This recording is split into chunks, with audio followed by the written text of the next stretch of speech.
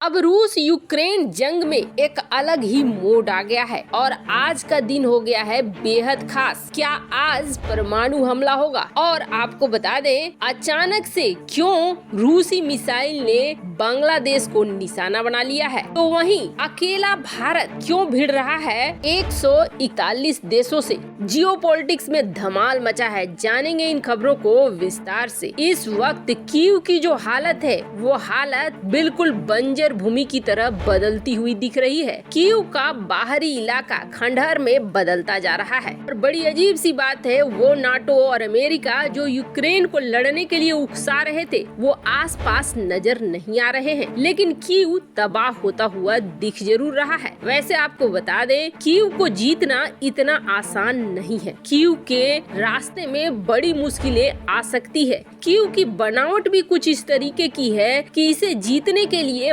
बहुत मशक्कत करनी पड़ेगी रूस को, और शायद युद्ध की क्रूरता भी दिखलानी होगी। बिना क्रूरता दिखाए कीव को जीतना रूस के लिए आसान नहीं होने वाला है। शायद यही वजह है कि रूसी विदेश मंत्री ने पहले ही ये चेतावनी जारी कर दी, ये अलर्ट जारी कर दिया कि अगर परमाणु युद्ध हुआ तो दुनिया के लिए बहुत विनाशकारी होगा। और परमाणु युद्ध की ये बात क्यों कर दी गई है और क्यों पुतिन ने अपने डिटरेंस फोर्स को तैयार रहने को कह दिया है। कीव उनके लिए एक बड़ा टारगेट है और इस टारगेट को हर हाल में हासिल करना चाहता है रूस। खार्किव तक सेना पहुंच चुकी है। कीव में लगातार बमबारी और एक्शन तेज कर चुका है रूस, लेकिन अगर फिर भी चीजें हाथ में नहीं आई तो हो सकता है कीव के ऊपर एक छोटे परमाणु बम का भी इस्तेमाल कर ले रूस। में कोई बड़ी बात नहीं होगी। अब इसके बाद शायद दुनिया फिर से रिप्लाई करने लगे। हो सकता है नाटो के देश या अमेरिका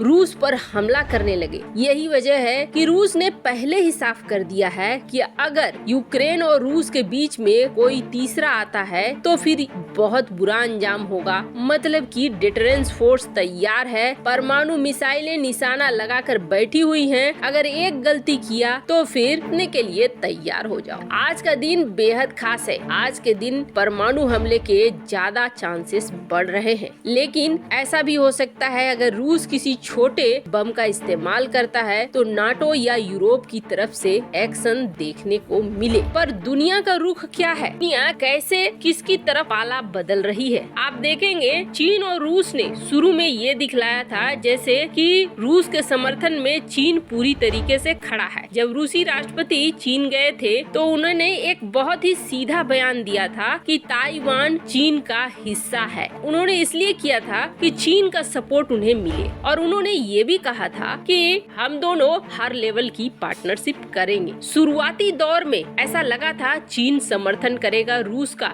लेकिन यूएनएससी में जैसे ही ये बातें पहुंची और जैसे ही अमेरिका ने बहुत कड़े प्रतिबंध रूस के ऊपर लगाने शुरू कर दिए, वैसे ही चीन पीछे हटता चला गया। चीन के साथ अभी यूएई ने भी यही फंडा अपनाया था। यूएई भी चीन के साथ समर्थन तो रूस का नहीं कर रहा था, लेकिन विरोध में भी नहीं जा रहा था। पिछले 3 यूएनएससी के बैठक में भारत, यूएई और चीन हट रहे थे, अब्सटेन कर रहे थे, वोट नहीं कर रहे थे। लेकिन कल की जो मीटिंग हुई है जिसमें रूस के खिलाफ प्रस्ताव लाया गया 193 देशों के बीच, इस 193 देशों में असली चेहरा निकल कर सामने आने लगा कई देशों का। आपको बता दें जहां इस मीटिंग में कई ऐसे देश थे जिन्होंने रूस की पीठ पर छुरा घोंप दिया, जिसकी उम्मीद नहीं थी वो काम कर दिया है। तो वहीं कई ऐसे भी देश थे जो अब्सटेन कर रहे थे और 12 ऐसे देश थे जो आए ही नहीं थे। सबसे पहले तो 12 उन देशों को जानिए जो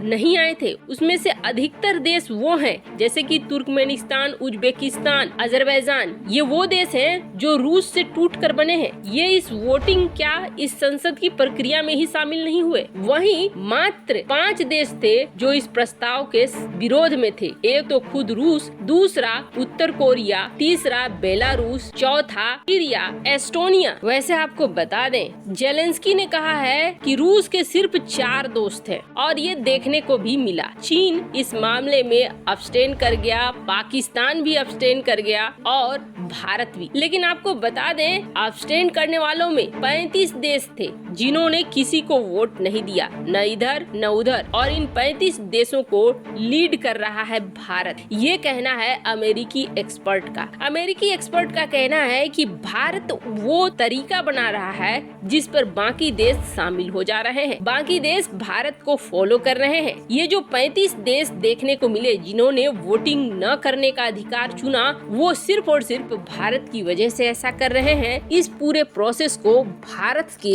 लीड करने से जोड़ा जा रहा है। वैसे आपको बता दें, वोटिंग में शामिल नहीं होने को लेकर यही माना जा रहा है कि एक तरह से ये रूस का साथ है, रूस के खिलाफ नहीं जाना, मतलब रूस के साथ खड़े हैं ये देश। खैर, चीन को लेकर पश्चिमी दुनिया इसलिए खुश है क्योंकि चीन ने झटका दे दिया है रूस को। लोग यही सोचते थे चीन के पास वीटो पावर भी है और चीन हमेशा साथ खड़ा रहेगा। 141 देशों का समर्थन मिल गया इस प्रस्ताव को, ये प्रस्ताव पास हो गया। लेकिन भारत ने इस मामले में शामिल न होकर रूस का समर्थन फिर भी कर दिया। भारत ये बहुत बड़ा काम कर रहा है। आप समझिए तो धीरे धीरे अमेरिका भारत को भी अपनी रणनीति कूटनीति का निशाना बनाएगा। खुद तो कुछ कर नहीं रहा है यूक्रेन के लिए, लेकिन दुनिया को सामने ला रहा है कि कौन कौन रूस के साथ है और कौन कौन रूस के खिलाफ। खैर, आपको बता दें, आज का दिन है महत्वपूर्ण और कीव पर कब्जा करना रूस का है मकसद। रूस दनादन इतनी मिसाइलें दागे जा रहा है कि जैसा कि हमने बताया आपको, कीव के बाहरी इलाके को खंडहर में बदल चुका है और अब तो ये प्रतिष्ठा का प्रश्न बन गया है। इस प्रतिष्ठा के प्रश्न में अब कीव पर कई तरह के हमले होंगे और ये हमले जोरदार होंगे। हो सकता है ये परमाणु हमले का छोटा अंश भी हो, पर इन सब में एक अजीब सी बात हुई है जिसमें साफ साफ दिख रहा है कि बहुत ज्यादा आक्रामक मोड में आ गई है। अब रूसी सेना आर पार की लड़ाई लड़ रही है क्योंकि नागरिकों को बचाने के चक्कर में और शांतिपूर्ण तरीके से बातचीत करने के चक्कर में रूसी सैनिक बड़ी संख्या में मारे जा रहे थे। रूस ने खुद कई आंकड़े जारी किए हैं जिसमें दिख रहा है कि रूसी सैनिक निशाने पर आ रहे हैं। रूस की सबसे बड़ी समस्या उसकी आबादी है। उसकी आबादी उसके क्षेत्रफल के अनुसार बहुत कम है। ऐसे में रूस अपनी जनसंख्या को बढ़ाना चाहता है, न कि घटाना चाहता है, और इस युद्ध को जल्द से जल्द खत्म करना चाहता है। ऐसे में मिसाइलों की ताबड़तोड़ बारिश हो रही है और इस ताबड़तोड़ बारिश में बांग्लार समृद्धि बोलकर एक कार्गो शिप को निशाना बना लिया है रूसी मिसाइलों ने। अब ये कार्गो शिप यूक्रेन के पोर्ट पर खड़ी थी। यूक्रेन के पोर्ट पर खड़ी इस शिप पर मिसाइलें गिरी हैं और ये शिप पूरी तरीके से तबाह हो गया है। दरअसल अब ये शिप वहाँ पे क्या कर रहा था, तो आपको बता दें, ये जंग अचानक से शुरू हुई है। यूक्रेन के साथ कई देशों के पार चलते हैं, लेन देन चलता है। ऐसे में हो सकता है ये शिप कोई माल पहुंचाने पहले ही गया हो जो अब लौट नहीं पाया और बीच में ही युद्ध में फंस गया। ऐसे आपको बता दें, बांग्लादेश भी उन देशों में आ रहा है जिसने वोटिंग से परहेज किया है। लेकिन सबसे बड़ी बात है म्यांमार और अफगानिस्तान जिसने रूस के खिलाफ वोट किया है। अफगानिस्तान जहां मीटिंग वगैरह कराने में रूस ने बड़ा योगदान दिया था। वैसे आपको क्या लगता है, भारत के पीछे पड़ सकते हैं अमेरिका और नाटो के देश भारत के रूस के समर्थन पर? कमेंट कर अपनी राय जरूर बताएं। जल्द मिलते हैं अगले वीडियो में नई खबर के साथ।